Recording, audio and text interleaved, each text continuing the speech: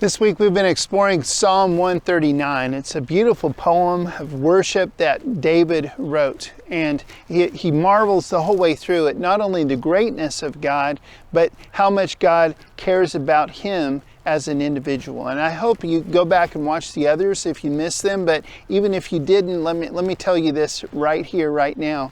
God loves you. He loves you individually as well as he loves all mankind, all human beings. He loves us all, but he loves you, and that's important to remember. That's what David is remembering here in verse 17, the next couple verses, where he says, "How precious to me are your thoughts, God. How vast is the sum of them.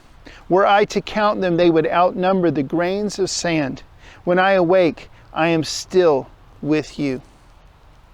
I know that sometimes we all go through times, seasons, days, weeks, years even, where it feels like God must have forgotten us. Somehow or another, what we imagine a good God, a just God, a fair God, a loving God would do is just not what we're seeing. It's not what we're experiencing. It's not what we're feeling. I just want to encourage you, if you're feeling that way, you have good company, including almost everybody that we know by name in the Bible.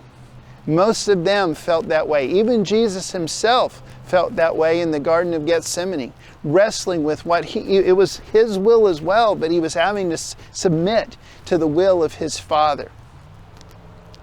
And yet, God cared about each one of those people. And he cares about you just as much as he cared about any of them. And if you feel really distant from God today, if you feel like he is just forgotten you, I want you to know he actually thinks about you a lot.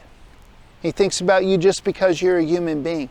He thinks about you because God so loved the world that he gave his one and only Son, so that whoever believes in him will not perish but have everlasting life. For God did not send his Son into the world to condemn the world, but to save the world through him. And he wants to save you, and that means so much more than just taking you to heaven when you die. He wants to deliver you from the stuff you're going through right now.